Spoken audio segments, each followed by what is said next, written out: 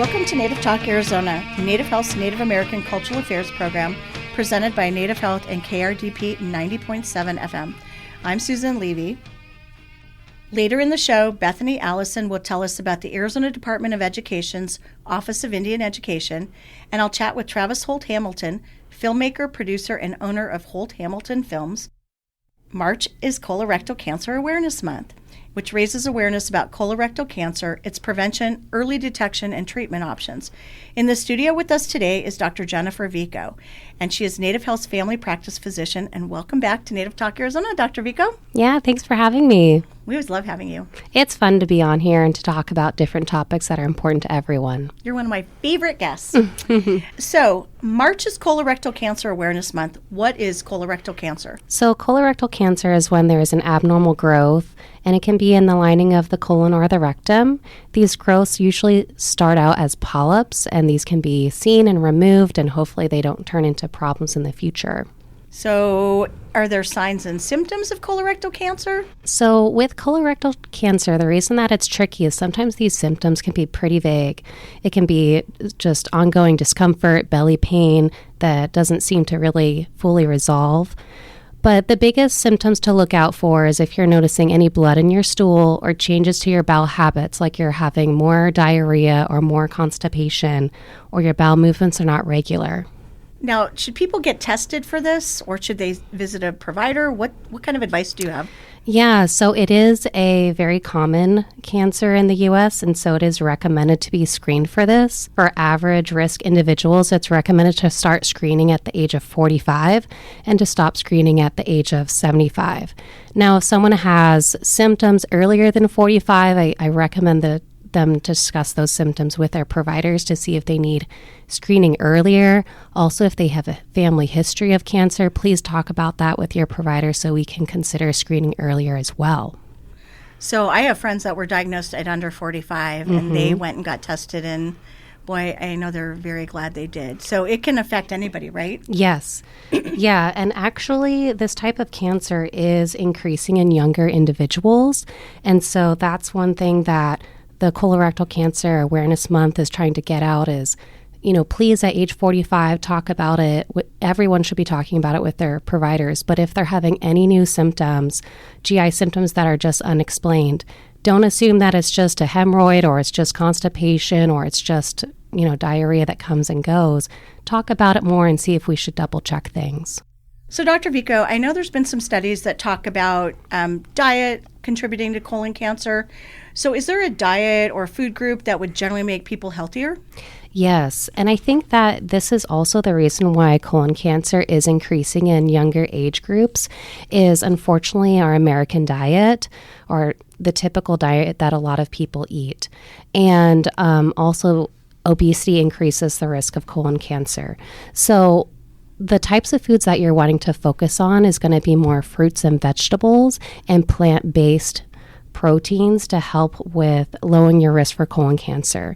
You're going to want to increase the fiber. So the goal is at least 30 grams of fiber a day, and that's going to keep people's bowels regular to avoid diarrhea and that type of thing. You're wanting to keep your bowels regular and keep your colon healthy to avoid colon cancer from developing. Now, things that will actually increase the risk of cancer that are more difficult to digest would be alcohol and processed meats. And processed meats are going to be those meats that have preservatives. They're either smoked or salted or cured, or they'll have added chemical preservatives. Now, these include deli meats. It also includes bacon, hot dogs, sausages. So these types of meats that have been processed to some extent are actually more difficult for our bodies to process. So you're going to want to stick to the meats that are just going to be like your rotisserie chicken, your chicken breast, your actual steaks, things that have not been formed into a hot dog or formed into a sausage or smoked or cured, so that you can better digest those. So I know some people are uncomfortable about colonoscopies. Are there other options? There are three main options. Two are stool tests, and then there's the colonoscopy. So there are two stool tests that are commonly used. One is the FIT test, and that is the fecal immunochemical test. Essentially, it's a small stool smear that You take a card home, you put a stool sample on the card, bring it back to the lab, and they check the stool for any blood. Now, it's not normal to have blood in the stool, even though, more common reasons can be from hemorrhoids or irritation. But if there is blood in the stool, then the next step would be to determine why. Should we do a colonoscopy to better see what's going on? Now, a colonoscopy is when you go to a GI doctor. Generally, they can put you to sleep, and then they look at the colon with a camera that's attached to a long tube. And so they can better see what's going on, and are there abnormal growths? Is it just hemorrhoids? Is it irritation, a dietary intolerance, those types of things? There's also another type of stool test called the Cologuard. So with the Cologuard, that actually checks for a couple different things. It checks for abnormal cells in the stool. So it's a DNA test for cancer. And then it also is checking for blood in the stool. So because it is checking for a couple more things, it's recommended to do the FIT test every year, whereas the Cologuard test, if that's normal and negative, then you don't have to worry about doing that stool test for 3 years. So if you have insurance, please talk to your provider on if we can order that. And you essentially get a kit in the mail, and you put the kit on the toilet, you have a bowel movement in the kit, and you send it back in the mail, and then the lab does the rest. So it sounds like it's much easier or much more comfortable than getting a colonoscopy for some people. Yeah. Okay. Yeah. It's a really good first-line screening test, and if we need to better see what's going on, or if someone's high risk for, related to family history of cancer or that kind of thing, then there's the colonoscopy, and that's the gold standard to kind of better see what's going on. Okay. So if somebody's worried or wants a FIT test or a Cologuard, can you just go to the pharmacy and do this, or do you need to see a medical provider?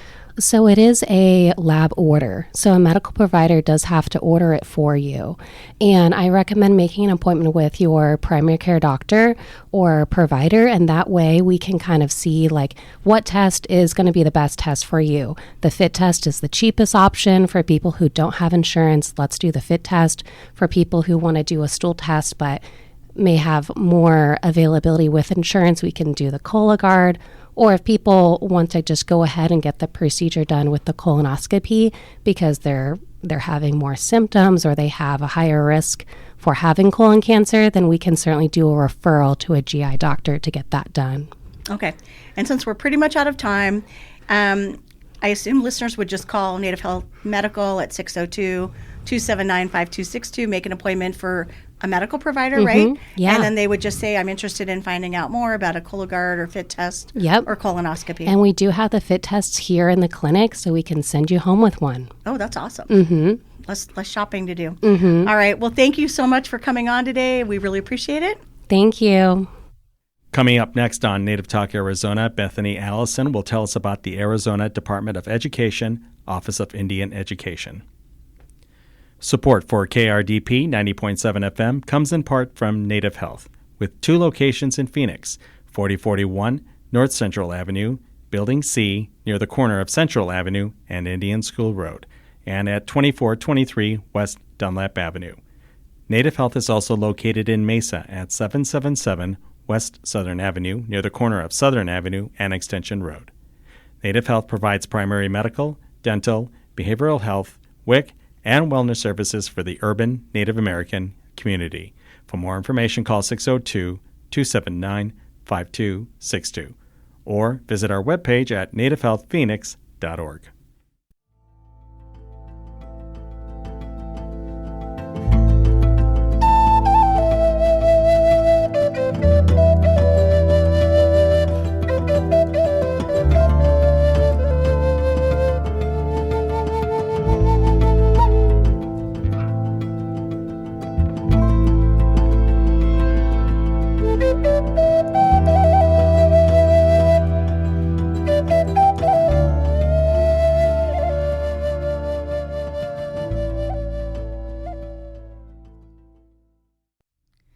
Welcome back to Native Talk Arizona, Native Health's Native American Cultural Affairs program, presented by Native Health and KRDP 90.7 FM.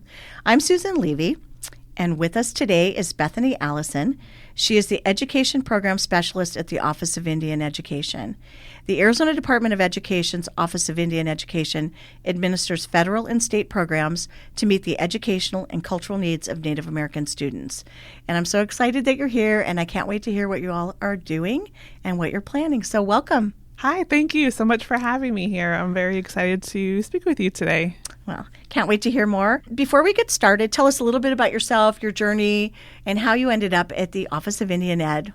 Yes, so hi everyone listening. My name is Bethaney Allison, and as she mentioned, I am the Education Program Specialist with the Office of Indian Education. I am Navajo. I was born and raised just outside of Window Rock, Arizona, up in the northern part of the state. I did my education in Native American Studies with education and have a master's degree in educational psychology. So I'm very passionate about education services for Native American students. Where'd you go to school? I did my undergrad at Dartmouth College and my master's at University of New Mexico. So tell us a little bit, for those people that are not familiar, Arizona Department of Education has an Office of Indian Education. Is that correct? Yes, correct. Okay. And tell us a little bit about that. What do you do? Where is it? What are the programs? Of course, yeah. So I'm here today to represent our Office of Indian Education. We are under the Division of School Support and Improvement at the Arizona Department of Education. At the moment, we are a team of 6. We, as you mentioned, we administer federal and state programs to meet the education and cultural needs of Arizona Native American students. Our office implements the Indian Education Act, Arizona Revised Statute 15-422, which is to provide outreach and offer technical assistance in collaboration with all of the Arizona Department of Education units who do interact with local education agencies. Lastly, we partner with internal and external entities to provide resources and professional learning for Native American students and educators. That's kind of the reason why our office exists, and that's the work that we are doing. A glimpse of some of the things that we do include we administer grants such as Johnson O'Malley. We have the Raising Indigenous Success in Education grant. We have a partnership with tribal colleges and their dual enrollment programs. And one of the last ones we have is a Native American Code Writers program. Some of our staff are currently helping affected schools complete tribal consultations, which is required by law for schools that meet the criteria as defined in the Every Student Succeeds Act. Our office has also created some really important professional learning opportunities in recent years, which I will be discussing a little bit more today. And the first time that we had these events, they were really successful, and there was a big need for it. So that is why we have some of our events that we're doing. They are now in their second or third year of doing it, and we are continuing them into 2025. Okay, can I back up? All right. For people that don't know, what's Johnson O'Malley? Why is it important? And why is it important for families at the schools to do their paperwork and register their child in these programs? Is that important? Johnson O'Malley is a grant program that we have in Arizona, and it's also across the country in different states that provides funding to meet the educational needs of Native American students. Eligible students and parents have to complete paperwork to be included in the Johnson O'Malley count. Especially here in the Phoenix area, you'll see some of the local school districts have their Native American Johnson O'Malley program. And they have staff either at the school or district level that works closely with Native American families in their school or their school district. And they do a variety of support and outreach for these students, such as it might be tutoring, it might be supplies, it might be some professional learning opportunities for school staff or for teachers. And it's a very effective program that meets a lot of the educational and academic and cultural needs of Native American students. I know a lot of people that participate at, at the Native American education programs around the Valley, and absolutely think they are so incredibly useful and important. And they never miss meetings. And I think isn't the message definitely to make sure parents find out if there's a Johnson O'Malley or JOM program at their school, school or the district, and then make sure that they get their children registered, right? Yeah, it's a great way to just build community, even within the community, within the school or within the district. It's a place. It's not just for students. Parents can become involved. There is a parent committee component that is a requirement with Johnson O'Malley, so parents can definitely become involved and voice their opinions and what they need for their students, changes they want to see made. So it is a very welcoming environment for not just students, but parents and families, caregivers to be a part of. So, Bethaney, why are the initiatives that you mentioned, why are they important? These initiatives are important to support schools, which in turn supports Native American students. Often this is as simple as introducing a school district or principal to a tribal education department to help the students that are from that tribe or that are identify as Native American. Our Indigenous Literacy Project is one of our professional learning programs that we do. It models how educators can evaluate Native American content in texts. So those are some examples of the work that we do and how it can impact learning environments and learning outcomes for Native American students. Are people able, either stakeholders, are they able to provide any input to you all on the programs that you develop and that you develop and roll out? Yeah, so we welcome partnerships. We do have previous and existing partnerships that are really vital to getting some of this work done.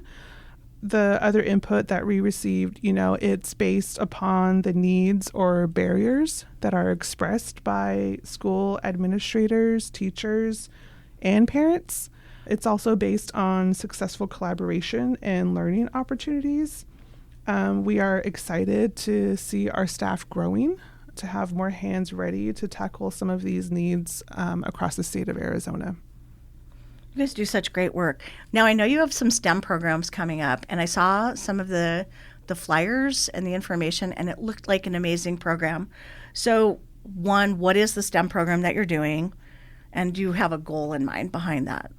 Yeah, so excited to talk about our upcoming Indigenous STEM project. This is the second year that we're doing it.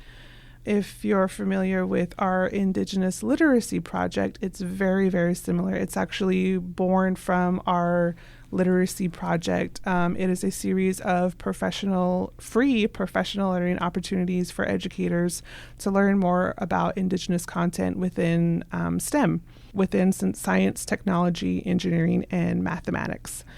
This project features 3 events that aim to elevate and affirm Indigenous knowledge and STEM literature within pre-K-12 learning environments. There is no charge to participate in these events. We are thankful to have some really great partners for each event to help make these events possible. This year, our main partner is the Arizona Science Center. Oh. As an office, we will be doing some virtual panels, and we do not have a Zoom account to hold a large audience. So thank you to Arizona Science Center. We are partnering with them to use their Zoom platform, which will enable us to have a larger attendee count than if we were to use our own. So thank you to awesome. The partnership with Arizona Science Center. They are helping us a lot with all of these events that we have coming up for our STEM projects. So I can go over each event. As I mentioned, there's 3 events that make up our Indigenous STEM project. And the first one is the Indigenous STEM Educators Showcase. This is a virtual event on March 25th, and it's an evening program from 5 to 6:30 p.m. This is on Zoom. It's free. There's no cost to attend, and this is open to pre-K through 12 educators, teachers, school staff. Our panelists will be showcasing what current STEM teachers are doing in their classrooms to engage culturally relevant content in their K-12 curriculum. we just finalized our panelists. So we will be having STEM teachers from various grade levels. We have one from Skyline Gila River, one from Sanders Unified School District, one from White River Unified School District. So we are really excited to talk with these panelists and learn more about what they're doing in their classrooms. The second event that we're doing is our Indigenous STEM Symposium, and this is the bigger event of the three. This will be held at the Arizona Science Center in Phoenix, Arizona on April 27 and 28, 2025. This symposium is made possible by support and with partnership with the Arizona Science Center, the U of A Howry Program, SRP, Kitt Peak National Observatory, and the U of A Indigenous Resilience Center. This one is an in-person professional learning opportunity for pre-K through 12 educators, and we highly encourage teachers who serve Indigenous students and or those who work on tribal lands to attend this event. One of the goals is to share evidence-based practices and strategies that will positively impact academic outcomes for Native American students with our attendees. We have an exciting evening component that we're adding on the evening of April 27.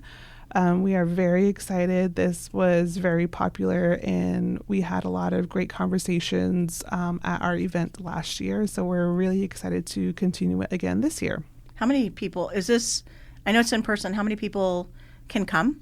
Up to 100 for the in-person And you symposium. said there's no cost, right? There is no cost to attend. That's awesome. And the Science Center, they're such great partners. They are, also yes. host the American Indian Benefit Toy Drive and Concert in the fall that we work on. So they do such a great job.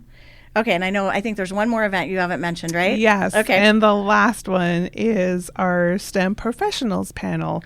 And this one is May 6th, same time from 5 to 6:30 p.m., that evening slot. And this is a virtual free event. We have STEM professionals that will be joining us, and they'll be sharing their perspectives about Indigenous STEM visibility and presence. This one is kind of more open. It's not focused just on educators, but also students, parents, and community members can listen into this panel and hear about different STEM professions and how they include Indigenous culture and history into their professions. We have confirmed panelists, including STEM professionals from Indigitize, from Stantec, and from Bitty Baby Foods, if you are familiar with them. Zach. Yeah, so stay tuned, and we're excited to announce more of what all of these events will consist of and how everyone can participate and learn more from these events. Good partners. Yeah. Great presenters and good partners. I think you also, if I remember correctly, you also do an event in the fall, which is your summit, maybe? Yes, we also have our annual education summit. Last year we did have it in July. This year we are having it the first week of September. We are currently in the works of finalizing the exact dates. We're so close. Fingers crossed by the time this is published, we'll have our specific dates announced for our annual summit. It's amazing. We went last year. And what I heard was incredible. Good. People I'm glad to absolutely loved it and look forward to it. And I think hopefully it's now going to be an annual event because I really heard such tremendous feedback. And the way you did like the round tables and people visiting tables and meeting people that really, really liked the format that you did. Good. I'm so glad to hear that. Yeah, we're excited to have it as an annual event, and we're excited for the conversations and to see everybody at this year's event.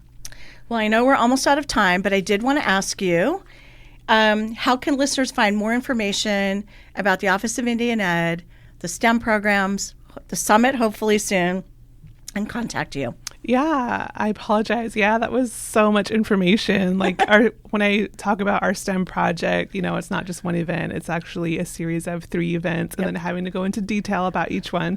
But good info and important info, and knowing the educators should definitely participate. Definitely. The easiest way to find out information about us is to 1, go to our website, and 2, to join our email listserv.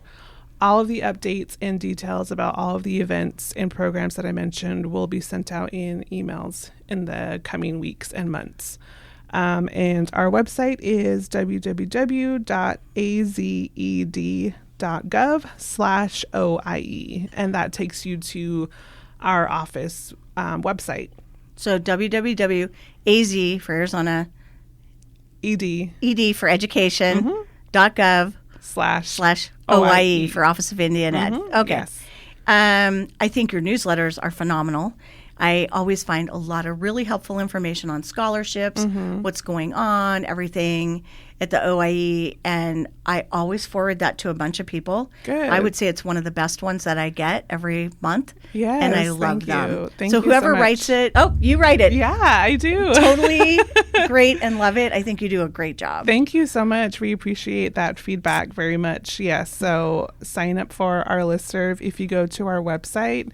It's near the top of our page, but there is a link that does say Join OIE General Listserv, and that's where, if it takes less than a minute, hop on, join our listserv, and And I will vouch for the newsletters. They are. Yeah, I will give a lot of good resources and updates into your inbox. Yep, scholarships, conferences, everything that's happening. Well, I can't thank you enough for coming. So Bethaney, thanks for coming on. I encourage people to check out the Office of Indian Ed's webpage, sign up for the newsletter, attend the STEM events, and attend the summit. Yeah, we hope to see you there. Thank you so much for having me here today. Thank you. Next on Native Talk Arizona, Susan Levy chats with Travis Holt Hamilton, filmmaker, producer, and owner of Holt Hamilton Films. Support for KRDP 90.7 FM comes in part from Native Health, with 2 locations in Phoenix, 4041 North Central Avenue, Building C, near the corner of Central Avenue and Indian School Road, and at 2423 West Dunlap Avenue. Native Health is also located in Mesa at 777 West Southern Avenue, near the corner of Southern Avenue and Extension Road. Native Health provides primary medical, dental, behavioral health, WIC, and wellness services for the urban Native American community. For more information, call 602-279-5262 or visit our webpage at nativehealthphoenix.org.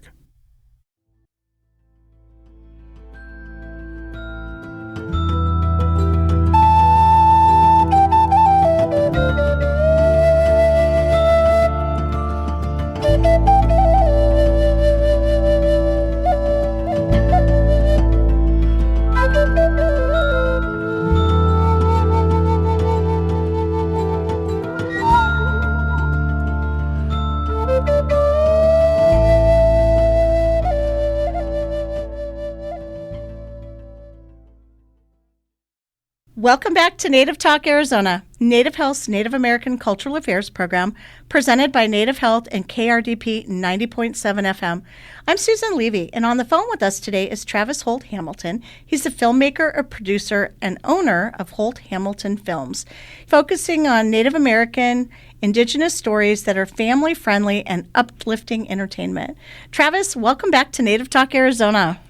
Yeah, thank you. It's good to be back. It's been a long time. Tell us about your work and Holt Hamilton Films.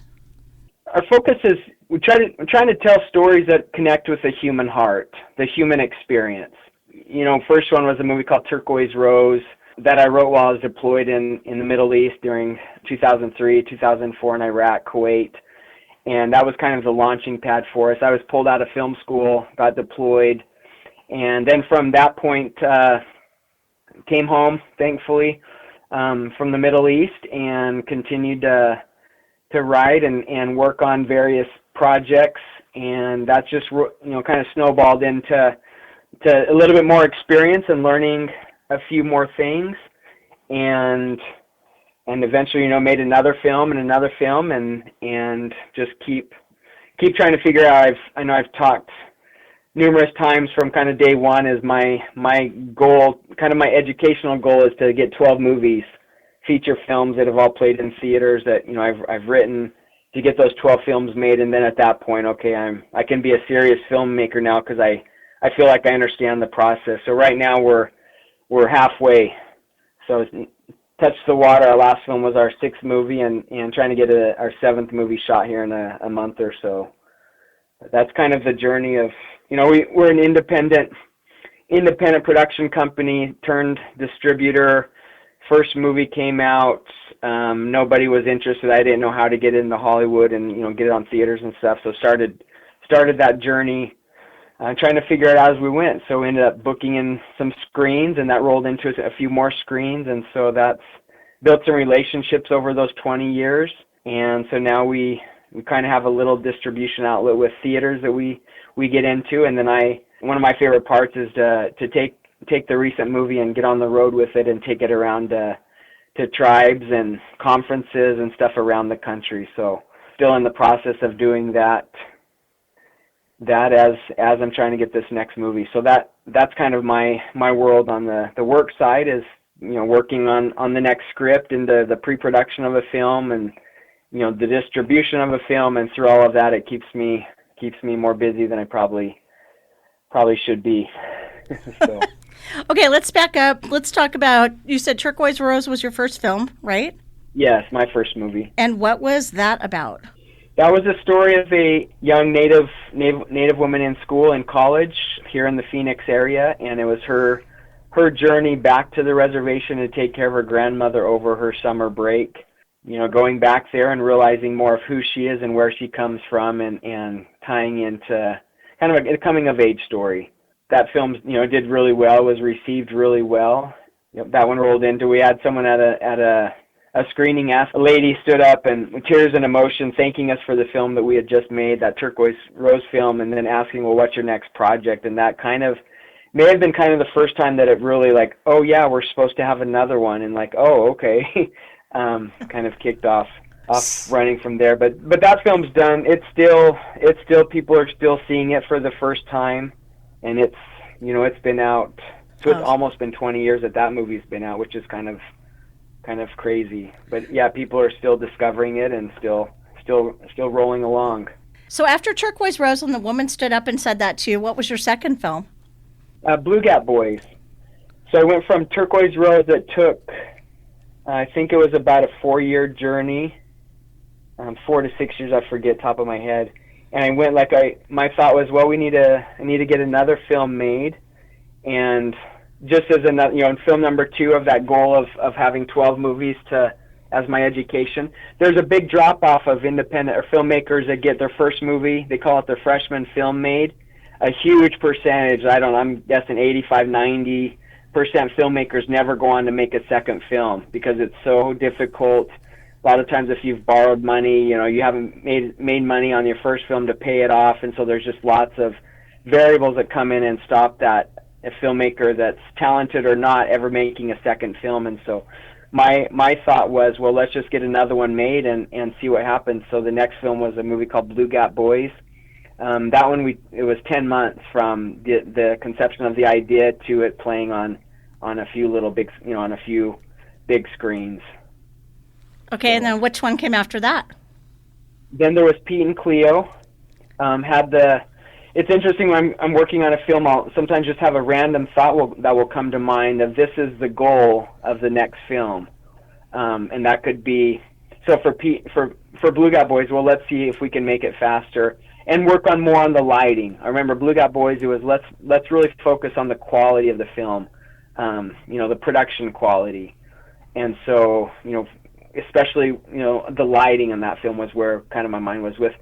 With this Pete and Cleo movie, I had the idea, even before script, is like, well, I wonder if we can make a movie, we can get a movie shot in one day, was kind of my, looking back, it's insane and crazy, but that's what we did. So I wrote a 15-page feature film. Feature film's usually like 80 minutes plus, and so I wrote a script. It was more, I wrote an outline. I think it was, I don't know, maybe it was I don't remember, 15 pages or so with an outline, brought in a couple of comedians, and just kind of had, it wasn't even a script, it was more bullet points of like, this is kind of the arc of the story. And we attempted that for a day, and all of us realized like there's a reason there's a full script that's written before you make a movie. And so this was Ernie Sosi, well-known comedian, and Bo Benali, two brothers, that's the film, is two brothers trying to get along. One loves the reservation, one wants nothing to do with the res. And so it's that. But I tried to set it up so we could do it in one location. But yeah, one day turned into like, okay, let's reconvene in a few weeks once I finish the script, and that, ended up finishing it.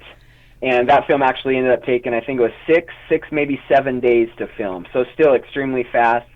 One of those days we shot 45 pages of like a 90-page script, which is insane, unheard of. I wouldn't recommend it. But I'm glad we went through it. I'm glad I have that experience, knowing what that took and how fast we were moving, and the actors, what they did to help make that, and the crew. And so we can always look back on a film. I mean, numerous times on films that I've shot since then is looking back, well, yeah, we have 12 or 15 pages maybe to shoot today, or 10 pages to shoot, and it's pretty aggressive. But let me tell you, when we shot 45 pages in one day, which is, on a script, it usually averages one script page is 1 minute of film. So that was really the takeaway for me on Pete and Cleo. Like, okay, you need a script. Every film, it feels like I've improved in some areas, and then stuff I thought I understood, I've dropped some of those balls and realized, like, oh yeah, we've got to remember that a film really needs a really good ending. It needs, we need the better writing. We need, find some other, maybe there's another actor or two we should have brought on, or, just all those little things. You focus on learning something new, and you realize, like, oh yeah, everything else that you do is also important. There's just so many variables, and, we're working with such small crews, and my lack of experience as well. So funny thing is, if I've had a few people along the journey tell me like that's their favorite movie. It doesn't happen too often, but I've had a handful of people that have told me that, and I think at one time one of my kids even told me that, which really surprised me. And so there's value. We still try to have value and still try to be story driven with a human heart in those, and yeah, part of the journey. Okay, and then which is the one after that one? More Than Fry Bread. So that's a story of fry bread competition. Arizona, there's 22 federally recognized tribes, and I thought, well, what if every tribe sent one representative and competed for the fry bread title? Lots of friends, over the years, different communities that often say their fry bread or their mother's or their grandmother's fry bread is the best. And so for me, just having some fun, like, well, let's kind of settle this in a movie. And so that's where that film started. At the same time, I wanted to make, previous movies were more along the lines of comedy, a couple that were maybe a little more heavier on the comedy side, drama, back and forth. And then this fourth film, More Than Fry Bread, I was looking at the mockumentary style of filmmaking, and I thought a fry bread competition could work really well in this kind of style of film that people are aware of, but not everybody knows. And two, mockumentary, you shoot it kind of a documentary style, and so I thought, well, we can, we don't have to spend as much time trying to make everything look perfect and beautiful, because it's kind of that raw, rough style of filmmaking, which I enjoyed. It was kind of nice. We still try to make stuff look good and things, but there's more give, I guess, more give in that style. And so that I had a lot of film. I'd love to make another movie kind of in that style, but that's kind of my takeaway with More Than Fry Bread is, one is just how crazy fry bread is, and what a topic that really is. We have people that are totally connected with it and others that are totally against it, and that could happen in the same family. So and taking that film, I took that from day one with the films. Kind of I've distributed all the movies myself. And More Than Fry Bread, that was one that I really took it out on the road. We hit over 60 reservations, reserves across the U.S. and Canada. And so I was able to see lots of communities, make a lot of contacts, and eat a lot of fry bread. So we'd go into a community, and people were like, oh, well, you need to try how is our fry bread? Is it, is it better than everybody else's? And so trying to walk that line and be honest and all of that was a very thin line to walk. So I had lots of fun. That's still, for me, just lots of great memories on making that movie. That was a really popular one. And what was after More Than Fry Bread? I thought we'd jump into a sci-fi film. I like lots of different genres of movies, and one of my financial partners was big into sci-fi, and I thought, yeah, let's go and see if we can do that. We tried to, a lot of our movies connect with smaller niches, and so that we tried, well, maybe we can niche, go after two niche markets with kind of the sci-fi and a native interested audience, and bring those together. And so that was my biggest budgeted film. We had some big names on there. Chris Robinson was the biggest actor I've worked with personally on my own films. Worked with some other big names on other jobs and such, but with my own project, he was in 2 or 3 soap operas growing up. Back in the 80s, 90s. Pretty big name, Chris Robinson.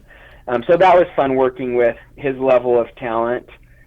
We brought Ernie Sosi was in that film as well. Ernie's been the one actor that I've used so far in all 6 of my movies.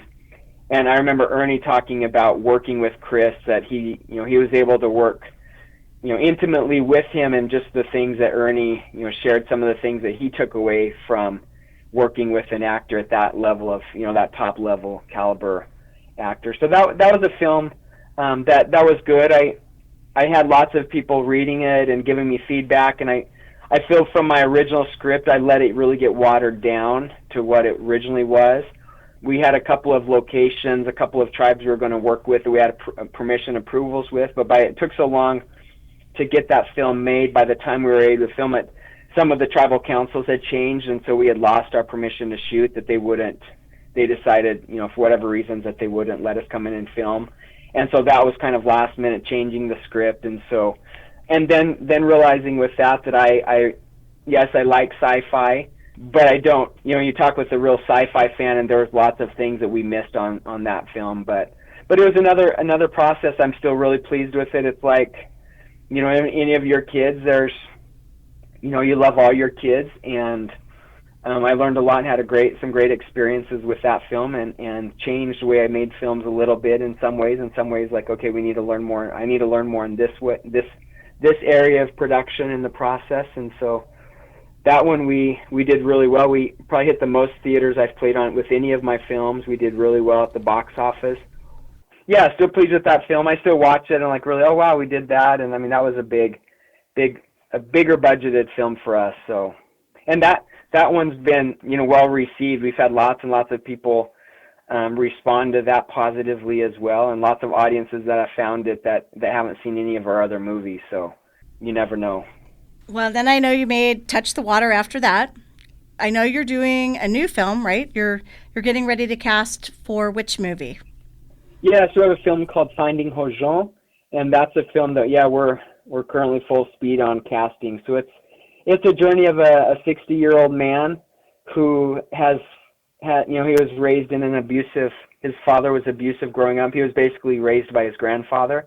And so it's his journey trying to forgive his father. And there's some, things that happen in the film. So we're following him on his journey and of forgiveness, of forgiving his father, and realizing that he can still be a good father and a good grandfather, even though maybe his dad experience wasn't what he wished it would have been. And so the tagline for that is, don't wait your entire life to forgive. This is a film that, again, kind of have random thoughts with some of the movies. Okay, well, this is the next kind of a goal or point for me. And the one for this film is, before I started writing, if I only make one more movie, what would that movie be? That was my framework to start from, and so this is the film that came out of that focus. Hopefully I make a lot more. This will be film number 7, so I still have 5 more to go after this one, but kind of interesting. I'm looking back like, wow, that was the parameters, and then this is the end result of where the film is. So excited for it. About 25 to 30 minutes will be in Navajo, and so that's right now. I just got off the phone earlier today focusing on getting the translation right. on the script, I obviously wrote in English, and having somebody translate that to Navajo, and then we'll go back and put those side by side in the script. We need a couple of kids, young boys, and a couple of older men that are at least one young boy and one older man that are fluent speakers, and so that's always a challenge of finding fluent speakers. But we're trying to do it right, trying to get the language right. We really want to get the language right, actually. And Legends from the Sky, that was something we had 15 minutes of the language in there, and felt like we did a good job and got the language right in that. And even some of the performances were better in that film when it was in Navajo. And so trying to take those things, along the whole journey of things that I've learned and trying to put them into this film, I feel like the script is solid, and now we want to get the acting right and the language, and just go through the exercise again, and hopefully we'll bring some hope. And my website, holthamilton.com, I have an Actors Wanted tab at the top you can click on, and then you can read. We're looking for 24 speaking parts. 3 of those are very specific, need to have some Navajo fluency, even if it's just correct pronunciation. And then the other 21 parts that we're looking for are very open. Some that are specific Native actors, and other ones that could be Native, non-Native.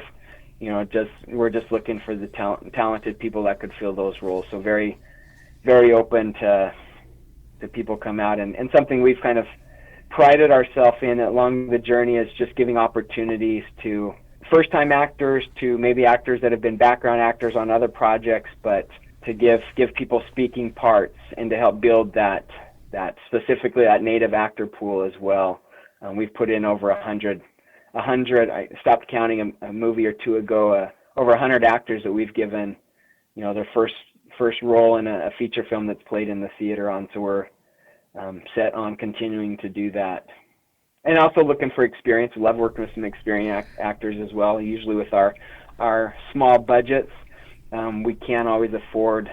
We're not SAG. It's a non-union shoot, and so the pricing and stuff is different than Scorsese's Killer of the Flower Moon that had a $200 million budget. Yeah. So. What's your timeline? So you're looking for actors like in the spring this year or short term? And then when are you going to start shooting? Yeah, I'm looking for actors immediately. I'm hoping to shoot. Basically, the film stuff we shoot on the res is in the 1960s. So this will really be my first film with a period piece. And then the rest, 60 pages is like, it's modern day. So trying to get stuff, as soon as we can get some actors lined up, we're going to start shooting the city, modern day stuff here in the valley. And our push with that too is every day it's getting hotter and hotter. You don't want to be shooting in August in the valley at that time of the year in Arizona. And so we're hoping, I'm still positively looking towards getting those scenes shot middle or end of March, and that's 3 weeks out. So if not, it'll roll a little bit into April, but would love to have everything shot by realistically by the end of April. And so we're very being aggressive with getting it shot, but I'm not going to rush shooting it when we don't have the right actors on board yet. Some lessons from the past that I've learned. So we want to get the acting right, but at the same time we want to get stuff shot, because I'm planning on releasing this film 7th of November this year, first Friday of November this year, and that's where we hope to always have a film. That's the big goal, is every first Friday in November that we're releasing a movie. Wow. The last film came out in 2023, so it's already been going on, 2 years. I know that we're almost out of time, but Travis, how can people learn more about your work, your upcoming films, and if they want to try out for this new movie, how can they do that? Yeah, we're on social media, Instagram, Facebook, a little bit sometimes on LinkedIn, YouTube. I'm putting, just look up Holt Hamilton Films, HOLT, Holt Hamilton Films. Across any of those platforms, you should be able to find this. My personal stuff is Travis Holt Hamilton. I'm back and forth with where information is shared that way. All of that information, Facebook, Instagram, YouTube, and then our website, holthamilton.com. And there's an actor page there specifically if you're interested in acting. The other social media sites and things, they'll push you and send you to that webpage where you can do everything you can do an online submission, everything from your headshots, photos, to sending us a link of your little video. We have sides of the script, whatever part you want to try out for. You can download the PDF and memorize or record yourself 100 times, pick the best one, send it into us, and that's how we're doing a lot of the casting right now, is that way, that we're literally giving opportunity to whoever wants to try wherever they are in the world. So those are probably the best ways to reach out. My info is there, emails, direct messages, that sort of a thing. It's been a pleasure. It's been too long since I talked to you. I can't wait till November 7th when the new movie comes out. I think your movies are phenomenal. I think you've done a great job. I've watched a lot of them, and I really enjoy them, and I know this one will be another great piece to all the work. And thanks for coming on today. Yeah, thank you, Susan. Great talking with you, and I appreciate your support and team support over the many years now.